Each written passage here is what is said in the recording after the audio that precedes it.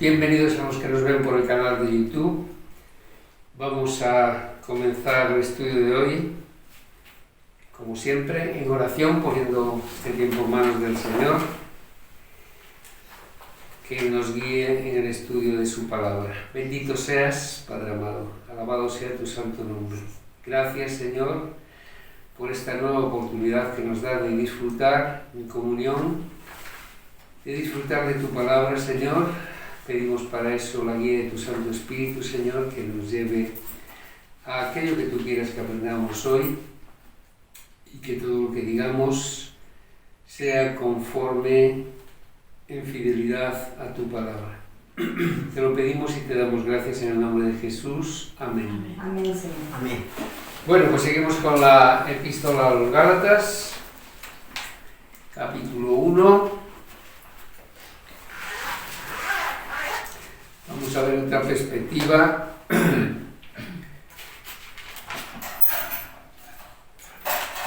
Del versículo 10. Gálatas 1, 10. Dice así la palabra: Pues busco ahora el favor de los hombres o el de Dios. ¿O trato de agradar a los hombres?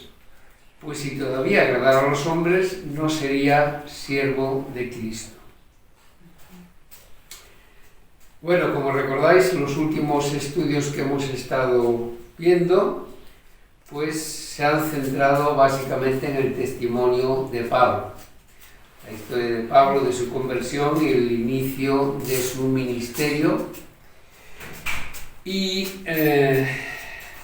también hemos hablado mucho sobre su defensa de su ministerio apostólico. Él tuvo que enfrentarse a la oposición que tenía por parte especialmente de los judíos por su historia reciente, ¿no?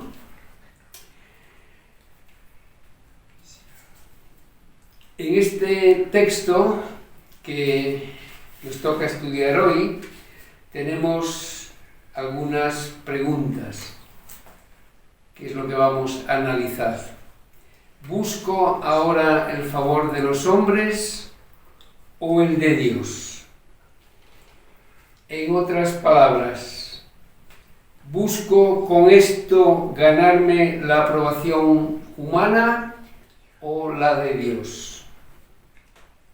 La respuesta es obvia, ¿no? La de Dios sería la respuesta. Este comentario de Pablo surge porque esos enemigos que iban contra él, los judaizantes, le acusaban de amoldarse a los oyentes para conseguir discípulos. Según ellos, predicaba la circuncisión entre los judíos y la anulaba para los gentiles. O sea, se habían inventado eso, de que la circuncisión tenía que hacer a los judíos, pero que los gentiles no era necesario. Así que era una tergiversación de las cosas para hacer daño, básicamente, ¿no? Y acusarlo con falsedades. En el libro de los Hechos, que es donde vienen muchos detalles de la vida de Pablo, en el capítulo 16, vemos una situación en la que tiene que circuncidar a Timoteo. Vamos a leerlo, capítulo 16, versículo 3 de Hechos de los Apóstoles. Está hablando de Timoteo. Dice en el versículo 1, había allí un cierto discípulo llamado Timoteo, hijo de una mujer judía creyente, pero de padre griego. Quiso Pablo, versículo 3, que éste fuese con él, y tomándole le circuncidó por causa de los judíos que había en aquellos lugares, porque todos sabían que su padre era griego, y por tanto no estaría circuncidado. Así que vemos que esto era un tema delicado y complicado, especialmente para Pablo que se iba a centrar en el ministerio con personas no judías, con los gentiles, ¿no? Así que, como Timoteo era de padre griego, pues para poder llevarlo con él a las misiones y para no tener conflictos, pues los judíos sabían eso, según dice aquí, todos sabían que su padre era griego, y para evitar confrontación con ellos, lo hacen, pero no enseñaba aquello de lo que le acusaban, de que la circuncisión solo era para los judíos y no para los gentiles. Volviendo al texto, la respuesta de busco ahora el favor de los hombres o el de Dios, decía yo que la respuesta obvia era que buscas el favor de Dios, porque cualquier verdadero cristiano busca siempre complacer a Dios. De hecho, el Evangelio precisamente quita el deseo de complacer al hombre. El Evangelio hace seguidores de Jesús confiados y valientes, que no van a estar buscando la aprobación de la gente, sino la de su Padre que está en los cielos. En la Biblia encontramos muchos textos sobre este tema. Vamos a ver algunos ejemplos. Empezamos en Proverbios, capítulo 29, versículo 25. Proverbios 29, 25.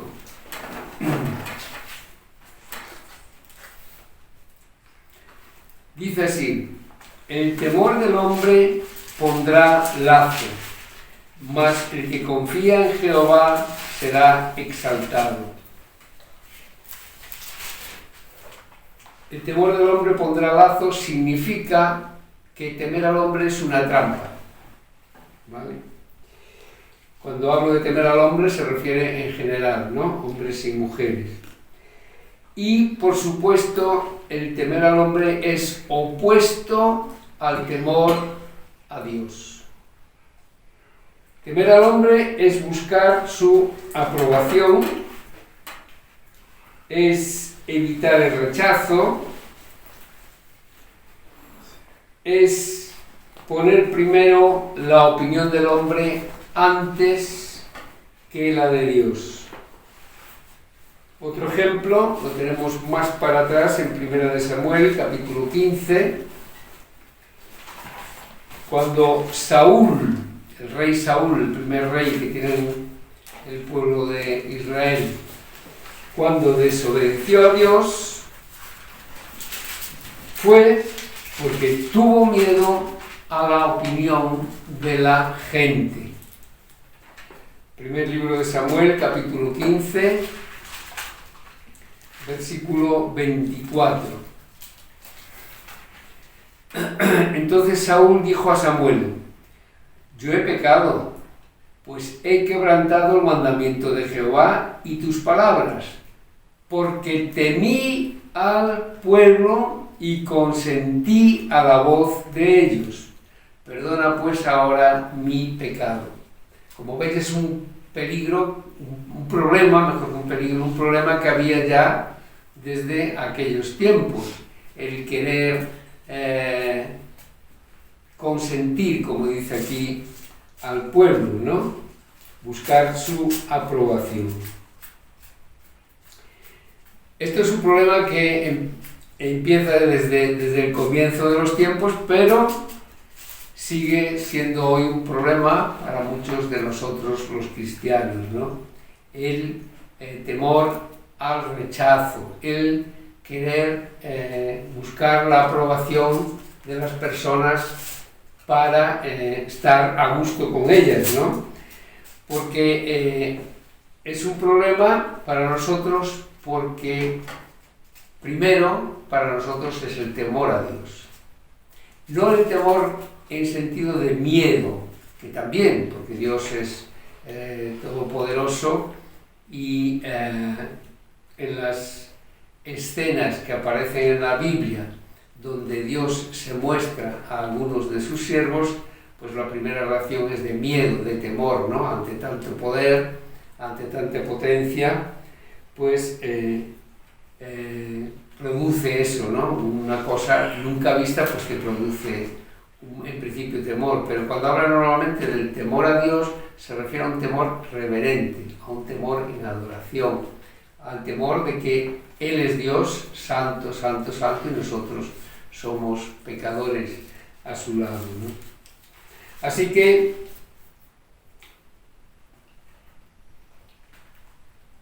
el temer al hombre, el buscar su aprobación, el temer al rechazo, el poner primero su opinión antes que la de Dios, es algo en lo que el Señor y Pablo nos enseña en este texto de busco el favor de los hombres o busco el favor de Dios.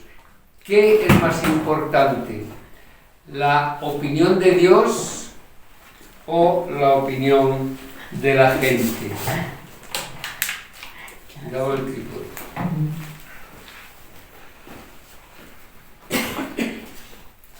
Cuando Sansón, en Jueces, en el libro de los Jueces, capítulo 16, se rindió ante Dalila, todos conocéis la historia, dice en Jueces 16, versículos 15 y 16, que fue porque tuvo miedo de perder el amor y la atención sexual de ella. Jueces 16, 15 y 16. Y ella le dijo, Dalila, ¿cómo dices yo te amo cuando tu corazón no está conmigo? Ya me has engañado 3 veces y no me has descubierto aún en qué consiste tu gran fuerza. Y aconteció que presionándole a ella cada día con sus palabras e importunándole, su alma fue reducida a mortal angustia. Y por tanto le descubre la fuerza que tenía cuando tenía el cabello largo, ¿no? Eso otro ejemplo también por lo mismo, ¿no? En este caso con la circunstancia de un amor con Dalila, pero que para Sansón fue más importante eso que guardar el secreto que Dios le había dado con esa fuerza que él tenía, ¿no?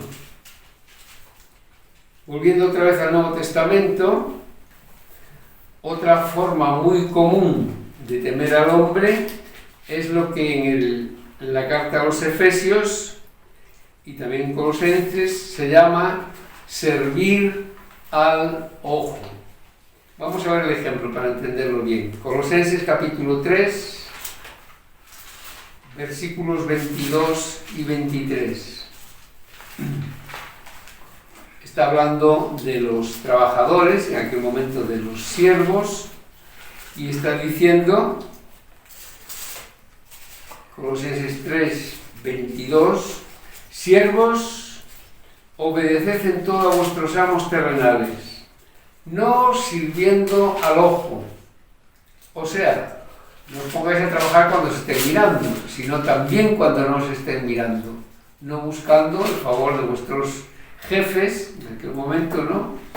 Como dice aquí, no sirviendo al ojo, como los que quieren agradar a los hombres, sino con corazón sincero, temiendo a Dios. Y todo lo que hagáis, hacedlo de corazón, como para el Señor y no para los hombres. Servir al ojo, complacer al hombre, ¿no? Como los que quieren agradar a los hombres. Es una actitud de los cristianos el hacer las cosas como para el Señor y hacerlo además de corazón, sinceramente, conciencia transparente, temiendo a Dios, no a los hombres. ¿Vale? La forma en la que el Evangelio destruye el deseo de complacer a la gente es por la libertad que tenemos en Cristo y el deseo de ganarnos la aprobación de Dios, como dice el texto, ¿no? O trato de agradar a los hombres, pues si todavía agradara a los hombres, no sería siervo de Cristo. Esto no es para que nos salve, no se trata de que por agradar a Dios y servir a Dios nos va a salvar por eso, ya sabemos que no, ¿no? Sino es por gratitud hacia Dios. A Él le debemos todo, a Él le tenemos que agradecer todo. Y nuestras gracias siempre son a Dios, porque hasta los más pequeños detalles el Señor está pendiente de nosotros. Sabemos que ya somos salvos, por tanto no vamos a agradar, me lo voy a tirar hasta que la líe. Bueno, sabemos que ya somos salvos, sabemos que no es necesario que agrademos a Dios para ser salvos, sino en una actitud de agradecimiento, ¿no? Así que queremos vivir, como dice Pablo, como siervos de Cristo. La condición de Pablo no dejaba duda de su condición de esclavo, siervo de Jesús. Normalmente cuando aparece la palabra siervo, la traducción literal es esclavo, en el sentido de esclavitud agradable, ¿no? Por ser esclavos de Cristo, siervos de Cristo, ¿no? En un sentido de humillación total, ¿no? Hemos visto que defendía valientemente que el evangelio que él predicaba era el mismo evangelio que predicaban los demás apóstolos, ¿no? Y además es, en su caso, el mismo evangelio que Jesús le había encomendado. Y eso, pese a que hemos estado viendo la gran oposición que tenía, porque nadie quería saber nada de él, ¿no? Al pensar que era aquella persona que perseguía a la iglesia y metía a la gente en la cárcel, ¿no? Por eso el inicio del ministerio de Pablo fue difícil en ese sentido, por la oposición y por los enemigos que ya se encontró nada más empezar. Algún estudiante o estudianta meticuloso de la Biblia me puede decir, bien, ¿y qué pasa con 1 de Corintios 10:33? Vamos a verlo. 1 de Corintios capítulo 10, versículo 33.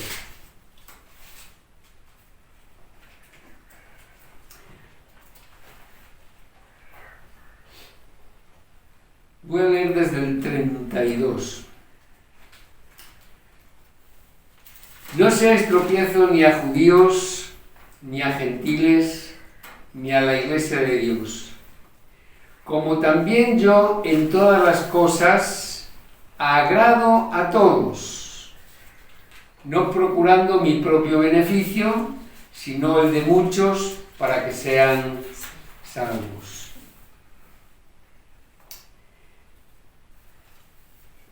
A veces la gente saca los textos fuera de su contexto para que digan lo que ellos desean, ¿no? Y este texto efectivamente está en un contexto diferente. Porque aquí está hablando, eso sí, del comportamiento del cristiano para no ser tropiezo a los débiles en la fe. Sino, en vez de ser tropiezo, ser ejemplo en la enseñanza que se está dando respecto al buen testimonio cristiano. Pablo era ejemplo continuo de esas enseñanzas que él repite en muchas ocasiones en diferentes textos de sus cartas, ¿no? Sobre la ética cristiana, y lo hacía, como digo, buscando ser ejemplo en esa enseñanza que está dando respeto al buen testimonio cristiano y está buscando el no hacer tropezar a ningún joven en la fe o más débil en la fe que pueda tropezar por ese comportamiento que no trata de agradar. Me explico. Lo que Pablo enseñaba sobre la ética cristiana lo ponía en práctica. Y cuando habla de buscar el beneficio de muchos, se refiere siempre a estar dispuesto a prestar ayuda, no para su propio beneficio, sino para ganarse el buen testimonio delante de aquellas personas. No para ganarse el favor de la gente, como habla en el otro texto, sino que buscando dar la gloria a aquel que lo había llamado y puesto en el apostolado. Por eso yo quería ver este texto, porque da la sensación de que está diciendo: yo en todas las cosas agrado a todos. Y acabamos de leer en el versículo de Gálatas 1:10 que busca el favor de Dios, no el favor de los hombres, ¿no? Pero una cosa es buscar el favor de Dios y tener un testimonio digno de Dios, y otra cosa es estar hablando para tener el favor de la gente. En este caso habla del trato a otros hermanos, procurando ser agradable con todos, no buscando mi propio beneficio, dice él, sino buscando dar la gloria a el Señor, tratando de que muchos puedan ser salvos, como dice ahí. De ahí que nada hacía por provecho personal, sino para el de muchos. ¿Con qué objetivo final? Para que sean salvos. E igual pasa con su testimonio. Pablo no comparte su testimonio porque disfrute resaltando su experiencia o por orgullo personal, lo hace porque cree que ayudará a sus oyentes a encontrar a Cristo y para animarlos a no perder lo que él ya ha estado testificando, como avisa en el versículo 6 de esa carta de Gálatas. Estoy maravillado de que tan pronto os hayáis alejado. Ya está preocupado aquí, ¿no? Del que os llamó por la gracia de Cristo para seguir un evangelio diferente. Él en todas sus cartas busca animar a la iglesia, a donde dirige esa carta, y busca animar a los creyentes de esa iglesia en el sentido de guiarlos en aquellas dudas que pudieran tener, en aquellos problemas que pudieran tener, como iglesias nuevas, iglesias que estaban empezando. Así que él nunca trata de estimular su ego, sino de ayudar a sus hermanos y a sus amigos. Y ante la duda del final del versículo 10, pues si todavía agradara a los hombres no sería siervo de Cristo, Pablo iba a seguir siendo siempre siervo de Cristo. Esa es la condición natural del cristiano, ser siervo de Cristo. Igual que antes sí era natural que quisiéramos agradar a los hombres, antes de ser creyentes era natural que quisiéramos agradar a toda la gente para caer bien, para ser el más agradable y el más simpático con ellos. Ahora venimos a ser siervos de la justicia, como dice en la carta a los Romanos, capítulo 6, versículos 17 y 18. Es que siempre estamos haciendo la comparación, ¿no? Antes, ahora. Ahora, versículo 17 del capítulo 6. Pero gracias a Dios que aunque erais antes esclavos del pecado, habéis obedecido de corazón a aquella forma de doctrina a la cual fuisteis entregados, y libertados del pecado, vinisteis a ser siervos de la justicia. Para los cristianos no hay otra alternativa. Obedecer a Dios para justicia, porque el cristianismo es un llamado a llevar toda nuestra vida, mente y corazón al Cristo. Y Pablo es un buen ejemplo para nosotros, para estar dispuestos a dar nuestro testimonio, siempre que sea útil para los demás y le dé la gloria a Dios y a la obra de Jesucristo por nosotros. Digo siempre que sea útil, porque es fácil usar mal nuestro testimonio haciendo énfasis en los detalles dramáticos, en los detalles duros o en detalles fuertes, sexuales. Podemos estar enviando este mensaje: mirad qué sorprendente soy yo. Y el testimonio, como todas nuestras palabras, cuando hablamos especialmente con personas no creyentes, debe ser siempre centrado en Cristo. Como decimos, cristocéntrico. Sí me ha salvado el Señor, pero me ha salvado el Señor. Sí me ha salvado el Señor porque Él se ha entregado por mí. No porque yo sea maravilloso, ni yo porque haya hecho esto o haya pasado todo esto, ¿no? Así que el testimonio debe hacer énfasis en lo que Cristo ha hecho por nosotros. Pablo, cuando habla de cosas personales, lo hace para aclarar el Evangelio. Tenemos que priorizar de que se trata de ayudar a los demás a entender y encontrar a Cristo, para mostrarles a los demás el asombroso Evangelio de la gracia que ha cambiado nuestras vidas y que puede cambiar las de ellos también. Amén. Amén.